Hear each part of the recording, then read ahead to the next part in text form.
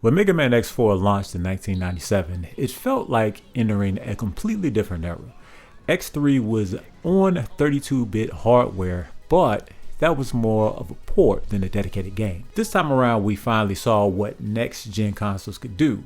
The shift to CD-ROM gave us fully animated cutscenes, high-quality audio tracks, and a lot of presentational polish. But behind those visual upgrades, X4 marks a shift in how Capcom prioritized game development. The team spent a massive amount of energy on presentation and establishing Zero as the co-lead. But really, X took the back seat to Zero. They coming to see me. They coming to see the Temptations. Ain't nobody coming to see you, Otis. Not that it bothered me. I always liked Zero better and was ready to see what he could do in a full campaign. But X did have his own moments to shine, so let's take a look. The story starts off with Sigma trying to join forces with the Repliforce, or whatever his initial offer to the General was. The General declines, but shortly after, the Sky Lagoon space station is attacked. It plummets onto a human city below, killing the populace. Because Repliforce units were spotted in the area, the government commands the entire military group to disarm and come in for questioning. They refuse out of pure military pride, attempting to separate themselves entirely from humans, which triggers a full-scale war. The actual Reploid responsible for the crash is Magma Dragoon, a former Maverick hunter who started working for Sigma. He only coordinates with the Repliforce later to fulfill Sigma's orders.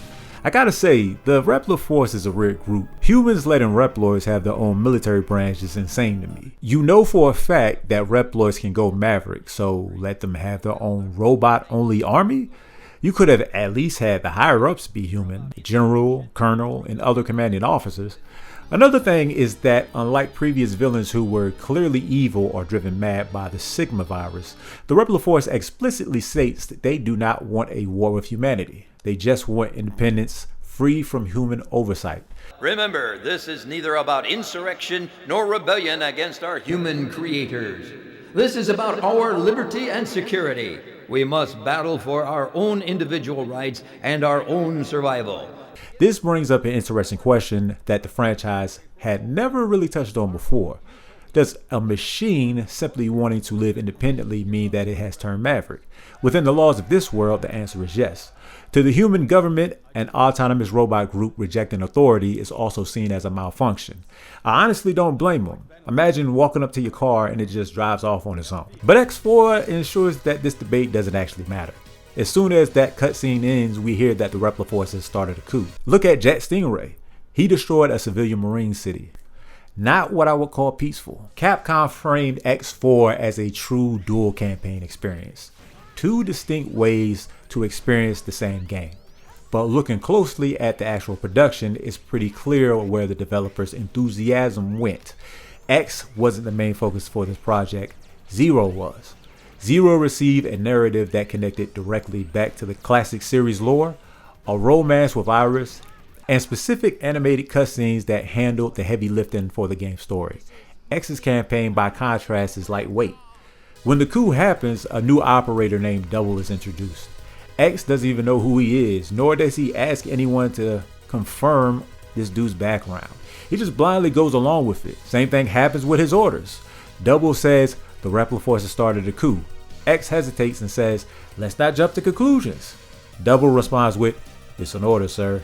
And X just drops his objectives and says, "Okay." For a character that supposedly has free will, the only Reploid, supposedly, it's funny how all other Reploids seem to have it except for X. After beating the 4 Mavericks, you fight the Colonel.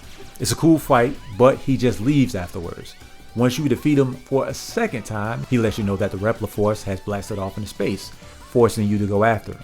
At that point, Double, who has been working with Sigma the entire time, finally turns on X and attacks the Maverick Hunters. What a freak.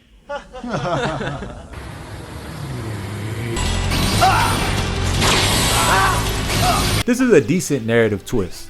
It's not the first time that X gets double-crossed, but it is the first time the story actually kind of built up to it.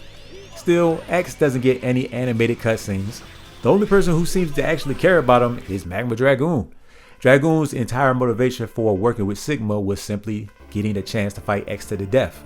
He doesn't even seem like he really wants to fight Zero. If you look at the dialogue, Dragoon seems ashamed and even apologetic when facing Zero, but when you fight him with X, he proudly talks about how dropping the Sky Lagoon was entirely worth it just to fight him. That dude went full Maverick, a sharp contrast to the actual Repliforce.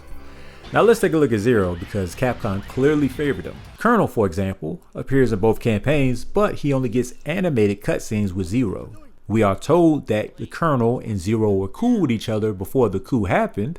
Same goes for Iris. They actually had a brief professional relationship in Mega Man Extreme 2 on the Game Boy Color, which takes place before this game, but more explicit backstory here would have gone a long way. If you've played X4 without playing Extreme 2, which I'm sure most of us have, this sudden romance feels incredibly shoehorned in. Zero also gets detailed cutscenes exploring his origin and his past fight with Sigma. Plus, he's voiced by a man. Whose bright idea was it to have X voiced by a woman in the English localization? I'm serious.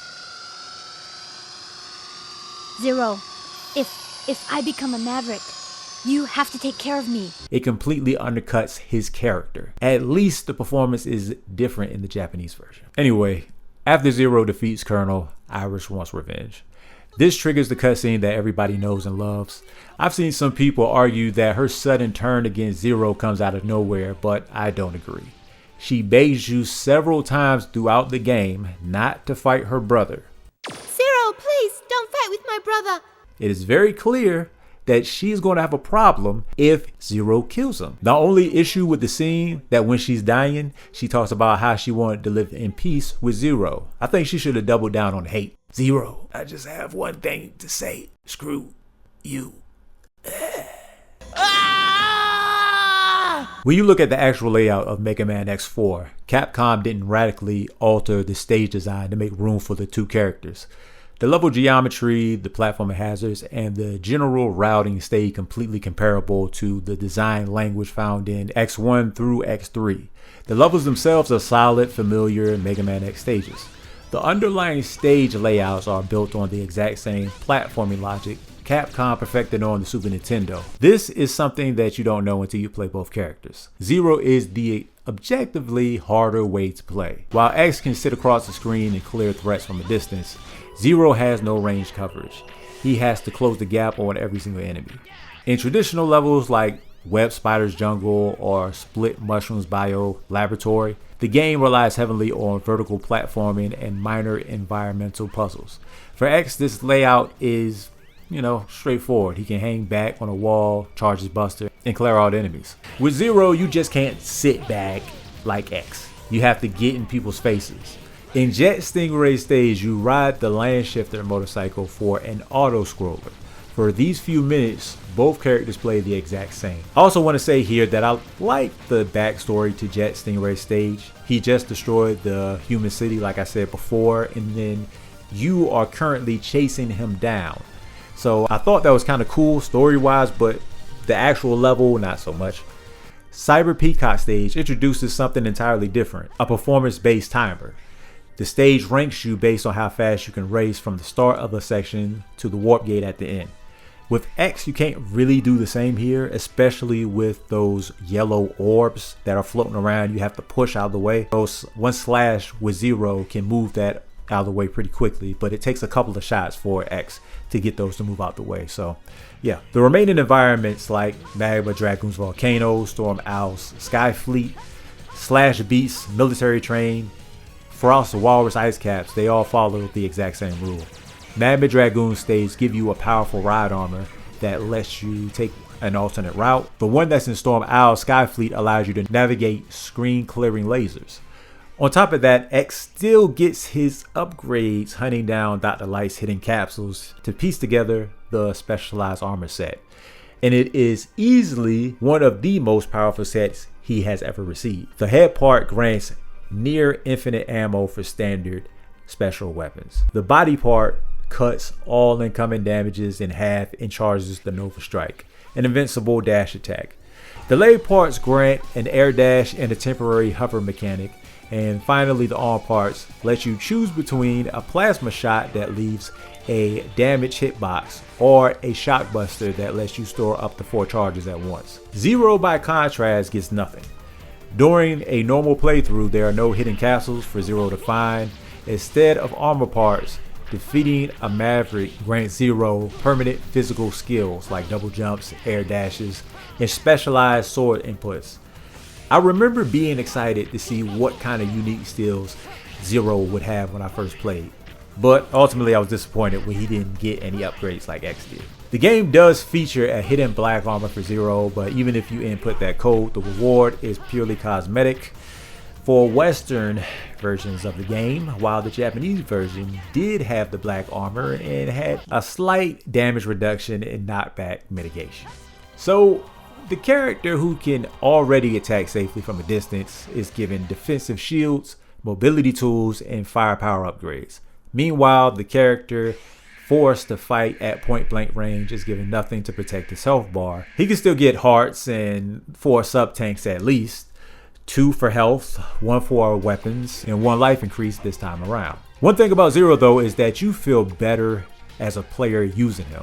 I had a higher sense of satisfaction beating this game with him and just playing with him overall. Moving around with Zero just made you feel like a master swordsman, which you cannot do with X since you are just, sitting back and shooting. And that is actually worth the difficulty spike. If you look back at X1 through X3, hitting certain Mavericks with their weakness weapon didn't just deal damage, it completely stopped them. Hitting Spark Mandrill with the shotgun ice or Sting Chameleon with the boomerang cutter would trap them in a continuous stun loop. However, that wasn't true for all Mavericks. Flame Mammoth, for example, would keep the same attack pattern regardless of what you hit him with, forcing you to actually learn to fight. X4 doesn't fix this habit, it leans back into it though. If you use the correct weapon against Mavericks like Web Spider or Split Mushroom, their AI gets completely stuck. They simply repeat the flinch animation until their health bar drops to 0. It would have been much nicer if Capcom had held the boss scripts active, allowing the weakness weapon to deal a good amount of damage while still forcing the player to engage in actual mechanics of the fight. If you're Zero, some of the weaknesses change, like Walrus and Peacock being weak to fire. I don't even know if Web Spider has a weakness. I've heard that his own weapon is his weakness, but that's dumb if it is. The structural issues of X4's design don't just apply to standard Mavericks. They show up even more clearly in the major story bosses as well. Colonel, Double, Iris, and General. Because these characters are tied directly to the narrative, you expect their counters to be the mechanical highlights of the game. Instead, they feel like moments where the development struggled to adapt their own system. Take the fights with Colonel, who is fought in both campaigns. He is presented as a master swordsman, which would have made him a great rival in Finder's Test for Zero's melee style. Instead, his AI just treats him like another projectile boss. He spends the entire fight teleporting around, dashes to the corner, and filling the screen with electricity. X can stay across the room and take him out for the most part. For Zero, it's a little harder, but not too much. You just gotta, get it up in his face a little more. I think the Colonel in general is a good rival, but they made him a little too simple. Then there are the campaign exclusive bosses, which highlights the specific flaws of each route. In X story, you fight Double. His is a decent narrative twist. This isn't the first time X gets double crossed, but this is the first time the story built up to it. Double is pretty big for the room. He darts at you for the most part, so you can't just cling on to the wall, and he does also throw his tracking blades, which also gives him a good advantage for spacing you out. He is kind of hard as you deplete his life. He does throw out more blades as you start to pick him apart, but overall I actually do think that this is a decent boss. So yeah, actually I can't even say anything's wrong with this dude. In Zero's campaign, you fight Iris. I admit I didn't want to fight her. I didn't want to see Zero take out his girl, but it is what it is. The fight breaks the rhythm of a standard boss fight because you can only hurt her by hitting the purple crystal that floats around the room. This isn't as bad of a fight for Zero since there are times where the crystal will go under you, but you can still hit it with the triple attack. Both characters have to face the General, who represents an old school boss design. General moves very slowly left to right, trying to step on you or throw detached rocket fists and slow energy rings in between. This encounter was clearly designed with a long-range shooter in mind. X, as always, can sit back and shoot, whereas Zero, it's much harder for you to hit the General without getting hurt yourself. Because the general body is so big, Zero's best way to hit him is to wall jump and attack as soon as you jump over him, or attack while his arms are flying back and forth. After this fight, you learn Sigma has taken over the spaceship and is about to fire at Earth, so you leave the general to confront Sigma. Sigma here is an okay boss, not his best, but not his worst neither. He has 4 different forms this time. The first form is okay, you know, he comes in looking like the Grim Reaper with his energy scythe, and using the fire on him, you can put him into a fairly easy loop. His second one is the most balanced, I would say. When he takes off his hood, and I guess the energy off his scythe just disappears because now he's just throwing it around like a sledgehammer. His third and fourth forms are fought at the same time, with an in-between of having 3 elemental heads that, I mean, they all pretty much transition between each other. Gun Sigma, Gunner Sigma, Gun Sigma, or whatever you call them at this point. The one where he has the laser, that one's pretty easy to maneuver around. However, Ground Sigma is the one that is going to be the most unpredictable, because he has this one move where he sucks you in and then he can spit you out, and for the most part that's really hard to not get hit either by him or get hit by debris. So that is the one I usually take damage off of the most.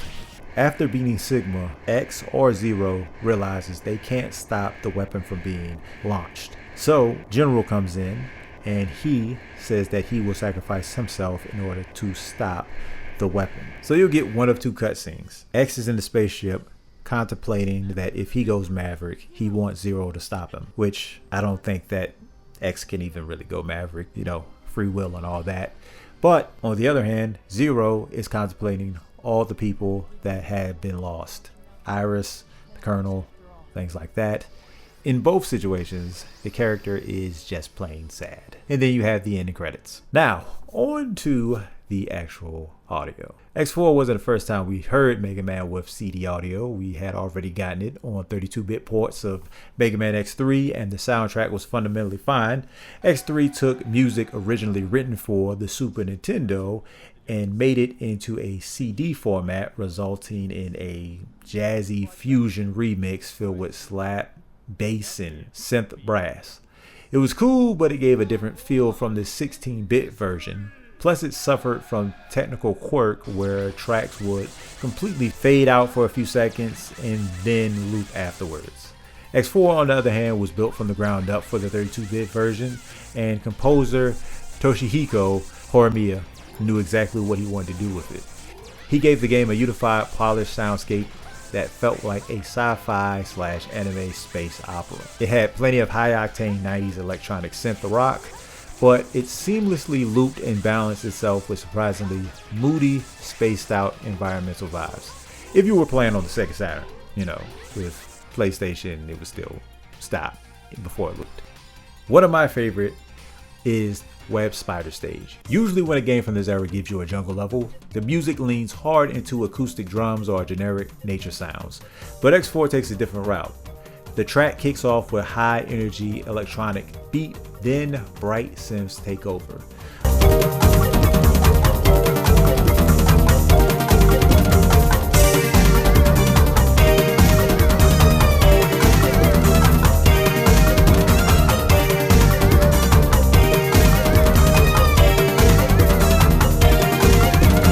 But of course, once you make it through the jungle and step into the boss gate, the vibe goes right out the window. The boss battle theme is another favorite of mine. If you look back at X3 32-bit boss theme, it went from full pog rock with a super busy keyword and bass arrangement that I didn't really care for. X4 takes the opposite approach, pure adrenaline.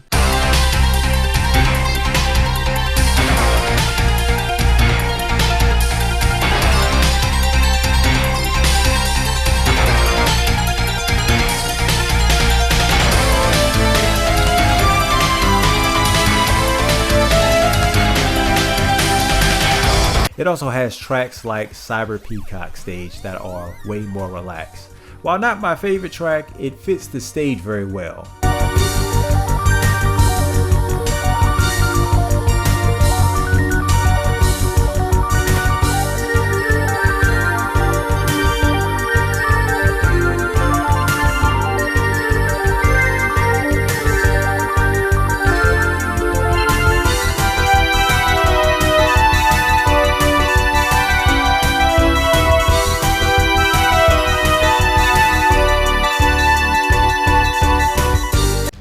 I feel the same way about most of these tracks. They fit the stage and they're okay, but I can only say I really like a handful of tracks. In that way, it's similar to X2 and X3, but I would choose X4 soundtrack over those two. Nothing is touching X1 though, it's not even close. Mega Man X4 is a great game. It deserves the status as a nostalgic favorite. The audio mixing is clean, the sprite animations are fluid, and the lore setup is easily one of the most ambitious that the franchise has seen to this point. It's the moment where Capcom invested in cinematic presentations, animated cutscenes, and promoting Zero.